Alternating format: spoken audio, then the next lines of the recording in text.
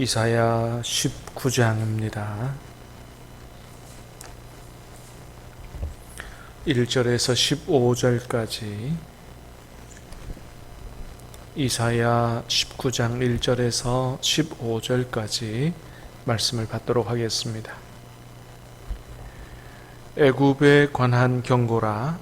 보라, 여호와께서 빠른 구름을 타고 애굽에 임하시리니 애굽의 우상들이 그 앞에서 떨겠고 애굽인의 마음이 그 속에서 녹으리로다.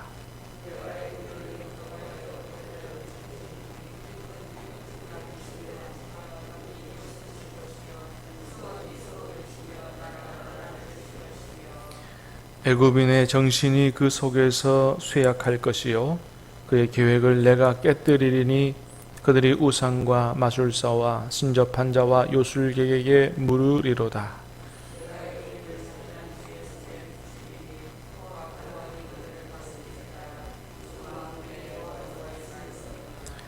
바닷물이 없어지겠고 강이 잦아서 마르겠고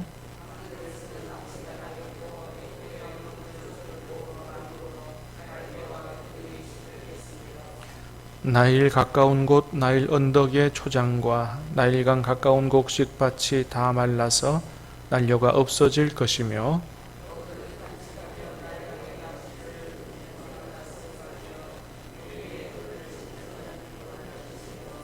세마포를 만드는 자와 배 짜는 자들이 수치를 당할 것이며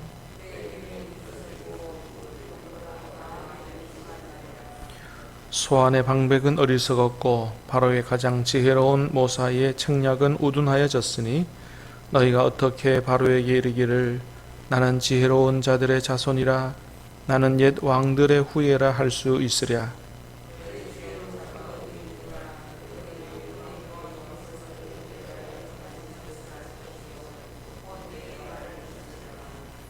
소안의 방백들은 어리석었고 노베 방백들은 미혹되었도다. 그들은 애굽 종족들의 모퉁이 또리건을 애굽을 그릇가게 하였도다.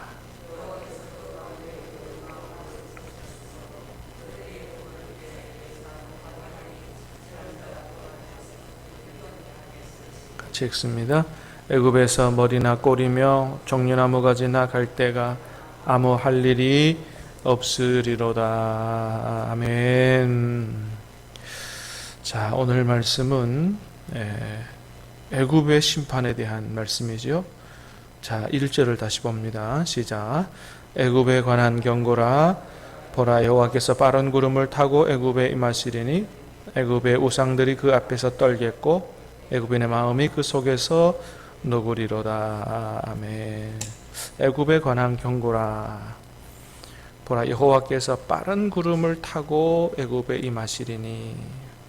자, 하나님께서 빠른 구름을 타신다. 구름을 타신다는 것은 하늘을 주관하는 신이다. 그런 거죠. 하늘을 주관하고 또 구름은 때로 이제 폭풍 후 비를 가져오죠.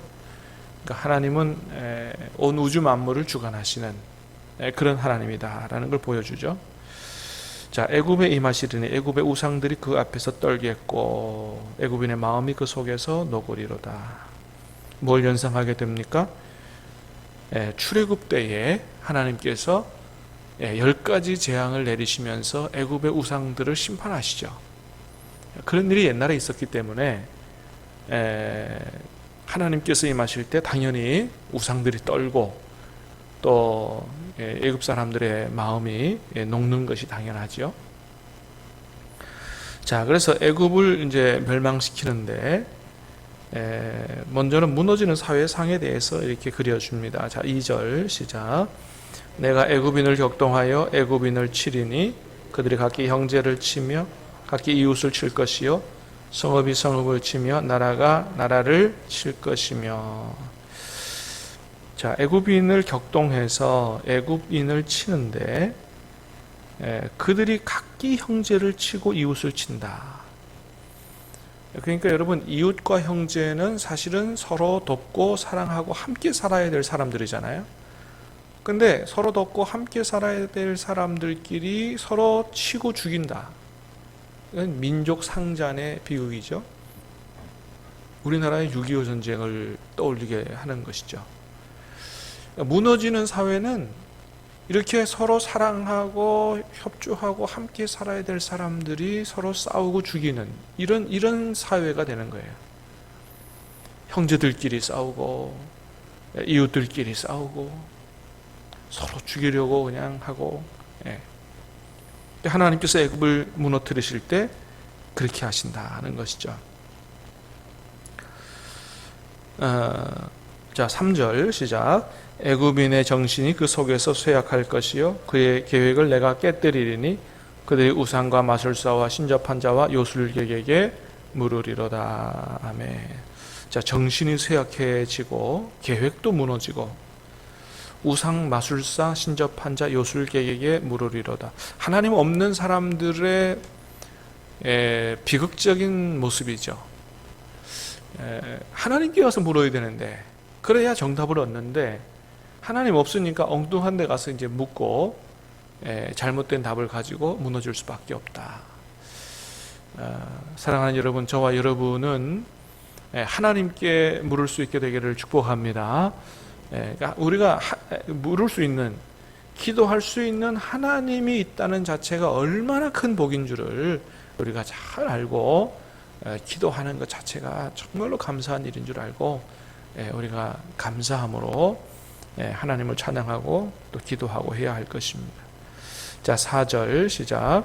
내가 애굽인을 잔인한 주인의 손에 붙이리니 포악한 왕이 그들을 다스리리라. 주 만군의 여호와의 말씀이니라. 아멘. 자, 하나님의 심판을 받는 나라의 모습 중에 하나는 뭐예요? 포악한 왕이 그들을 다스리는 거죠. 그러니까 좋은 왕을 못 만나는 거예요. 아주 악한 대통령을 만나는 것이죠. 이게 하나님의 심판을 받는 사회의 모습이다. 자, 그 다음에는 이제 애굽의 경제를 무너뜨리시는데, 자, 보겠습니다. 자, 5절부터 8절까지 쭉 읽겠습니다. 시작. 바닷물이 없어지겠고 강이 잦아서 마르겠고 강들에서는 악취가 나겠고 애굽의 강물은 줄어들고 마름으로 갈대와 부들이 시들겠으며 나일 가까운 곳 나일 언덕의 초장과 나일강 가까운 곡식밭이 다 말라서 날려가 없어질 것이며 어부들은 탄식하며 나일강에 낚시를 던지는 자마다 슬퍼하며 물 위에 그물을 치는 자는 피곤할 것이며 바닷물이 없어지겠고 강이 잦아서 마르겠고 7절 보니까 나일 가까운 곳, 나일강이죠. 나일 언덕의 초장과 나일강 가까운 곡식밭이 다 말라서 날려가 없어질 것이며 어부들이 탄식한다, 슬퍼한다. 나일강은 애굽의 생명이고 젖줄이다. 그렇게 얘기하죠. 이 나일강은 우리나라 수도 서울의 한강이 정말로 중요한 강인 것처럼 그 이상으로 애굽에게 있어서 생명의 젖줄은 나일강입니다. 그래서 어떤 사람은 그렇게 얘기합니다. 나일강이 애굽에 있는 게 아니고 나일강이 애굽을 만들어냈다, 이런 얘기를 합니다. 나일강이 있었기 때문에 애굽이 있는 거지 애굽이 있기 때문에 나일강이 있는 게 아니다. 그럴 정도로 나일강은 애굽에 있어서 절대적이다, 그런 거죠. 나일강이 주는 축복을 대표적으로 세 가지만 얘기하면, 첫 번째는 당연히 풍부한 수산 자원이죠. 두 번째는 이 나일강은 이제 우기 때 강물이 흘러 넘칩니다. 강물이 흘러 넘치면 그 상류에서부터 내려오는 아주 비옥한 흙, 이런 영양물들을 물이 흘러 넘치면서 하류의 밭으로 흘러보내요. 그래서 아주 비옥한 땅을 만듭니다. 그러니까 농사가 잘 되게 하는 것이죠. 농사가. 그 다음에 세 번째는 뭐냐 하면 나일강이 있기 때문에 거기다 배를 띄워서 물건을 싣고 여기저기로 가서 팔죠. 그러니까 경제 활동을 돕는 수로와 같은 역할을 하는 것이죠. 이거 말고도 오늘날 그 나일강 때문에 그 얼마나 관광객들이 많이 몰려들고 이루 말할 수가 없습니다. 자, 그런데 그렇게 중요한 나일강이 말라버리면 어떻게 되죠? 고기도 이제 잡지 못하게 되죠. 어부들이 슬피 울 수밖에 없는 거고, 나일강 물이 흘러 넘쳐야 하류의 땅이 비옥하게 되는데, 물이 없으니까 어떻게 돼요? 나일강 근처의 밭들이 다 말라버린다는 거예요. 그러니까 농사도 안 되는 것이죠. 수산경제, 농사도 안 되고 경제가 파탄이 나는 것입니다. 하나님의 심판을 받는 나라의 모습, 경제가 파탄 나는 거죠. 그러니까 역으로 생각하면 되죠. 하나님께서 복을 주시는 나라는 어때요? 형제가 서로 사랑하고 이웃이 서로 협력하고, 그죠? 경제도 하나님의 축복으로 잘 되고 풍요로운 삶을 사는 것이죠. 자, 세 번째는 권력과 정치의 붕괴를 얘기합니다. 자, 11절 시작. 소안의 방백은 어리석었고 바로의 가장 지혜로운 모사의 책략은 우둔하여졌으니 너희가 어떻게 바로에게 이르기를 나는 지혜로운 자들의 자손이라 나는 옛 왕들의 후예라 할 수 있으랴. 소안의 방백은 어리석었고 바로의 가장 지혜로운 모사의 책략은 우둔하여졌으니, 방백은 이제 그 나라의 중요한 직책을 가진 일꾼이죠. 모사의 책략은 우둔하여졌다. 이런 사람들이 사실은 다 나라를 이끌어가는 사람들이죠. 그래서 13절에는 그들이 애굽 종족들의 모퉁이 돌이다 그랬어요. 그들의 지혜가 무너지면 애굽이 무너진다. 자, 그런데 그들의 지혜가 다 어리석고 우둔해졌다는 것입니다. 왜 그렇게 되어버렸습니까? 자, 12절 시작. 너희 지혜로운 자가 어디에 있느냐? 그들이 만군의 여호와께서 애굽에 대하여 정하신 뜻을 알 것이요 곧 내게 말할 것이니라. 아멘. 자, 모든 나라의 흥망성쇠는 하나님의 손에 있는데, 그러니까 애굽의 미래는 어디에 있어요? 하나님의 손에 있는데, 그러니까 자신들의 계획이 있는 게 아니고 하나님의 계획 속에 있는데 하나님의 계획을 몰라요. 자신들을 향한 하나님의 뜻을 모른다는 거죠. 그러니까 참다운 지혜로운 이런 정책들을 만들어낼 수가 없는 것이죠. 그래서 하나님께서 온 세상을 이끌어 가시는데 하나님의 뜻을 모르니 바른 정책을 만들어낼 수 없고 어리석고 우둔하게 돼서 결국 나라가 어려움에 처하게 되는 이런 결과를 가져오게 됐다.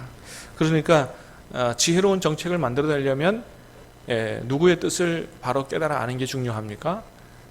우리나라의 미래를 책임지고 있는 흥망성쇠를 저어하시는 하나님의 뜻, 하나님의 계획을 잘 깨달아 아는 게 중요하겠죠.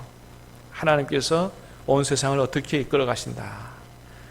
그래서 여러분 그 아브라함이라든지 요셉이라든지 다니엘이라든지를 보면 그들이 어떻게 감옥에 있다가도 나중에 총리로 들어서게 되고 외국의 바벨론의 총리가 되고 그렇게 됩니까?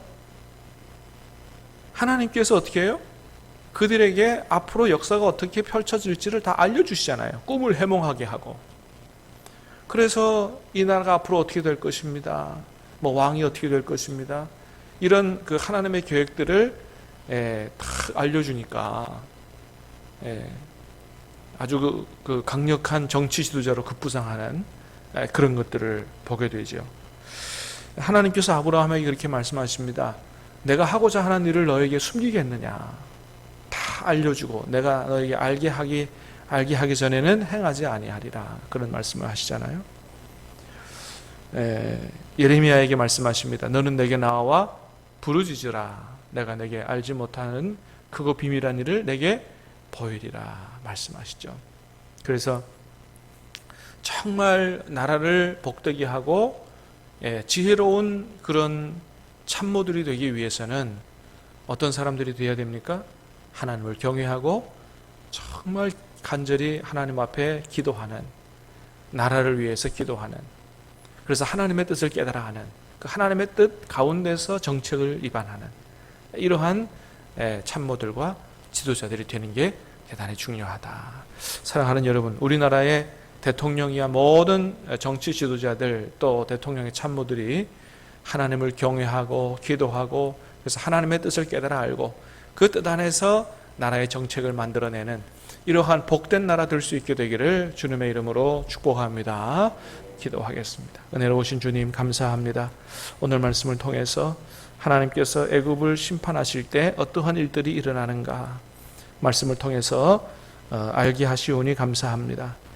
서로 사랑하고 협조하고 함께 살아야 될 형제와 이웃들이 서로를 죽이는 그런 사회, 포악한 왕을 만나서 참으로 그들의 압제 속에서 살아가는 이러한 모습들, 경제가 파탄이 나고 또 정치 지도자들의 어리석음들, 하나님 이런 모습들이 결국 무너지는 사회 나라를 보여준다라고 하나님 깨닫게 하시오니 감사합니다.